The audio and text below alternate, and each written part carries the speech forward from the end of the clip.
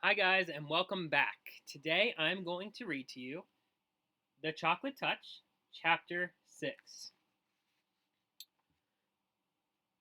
When the others had been excused to go out for mid morning play, John had to go and stand by Miss Filsom's desk. John, Miss Filsom said, you mustn't make up silly stories to excuse your failures. I must have the truth. What did you do with your pencil? This is it, John said, showing Miss Filsom the pointed stick of chocolate. Really? It is? It's changed? What do you mean, it's changed? Miss Filsom demanded. That's my pencil, John tried to explain. Only it isn't the same anymore. Nothing stays the same today. If I put it into my mouth, the same thing happened when I chewed my gloves. They were chocolate too. John, Miss Filsom slowly, do you feel all right? Yes, thank you, John said. I feel all right, except, he added, I'm getting so thirsty. The water from the water fountain turned to chocolate, and so did the water upstairs. I would like to drink a drink of cold water. Yes, John, Miss Filsom said. She suddenly looked pale. You must run out and play with the others. I'm going to have a talk with the nurse. And John, Miss Filsom said, as he started toward the classroom door, here's another pencil. Be a good boy and try not to lose it. I'm afraid I'll have to keep this piece of chocolate until school's out. You know, we don't allow anyone to eat candy in class. Miss Filsom put the slightly chewed chocolate pencil in her desk drawer, and John went out to look for Susan. He found her skipping rope with two other girls in his class. John usually scorned skipping rope.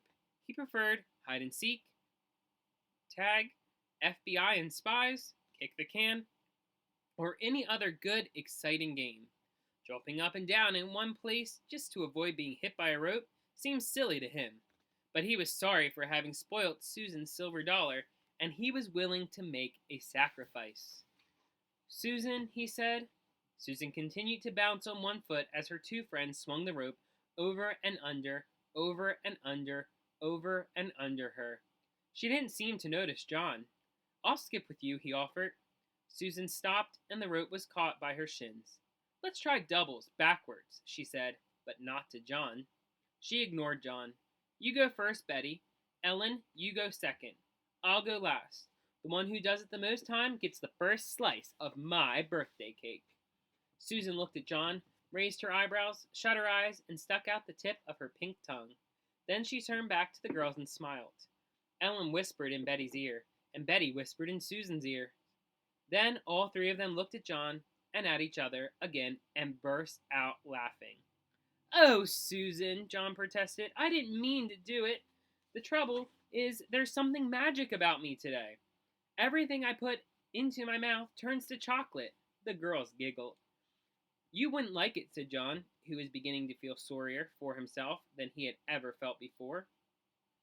I think it's getting worse, he added, reproachfully.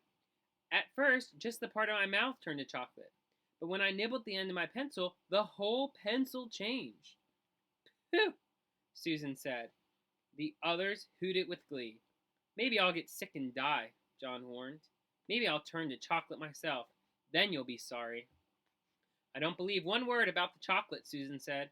And if it was true, you'd be glad, because all you ever like eating is chocolate. If you don't believe me, John retorted,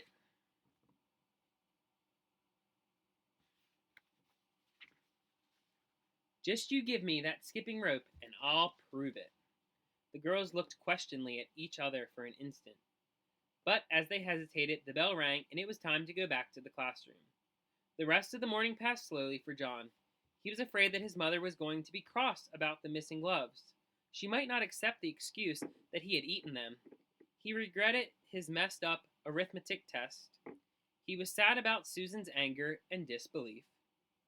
And he was getting terribly thirsty.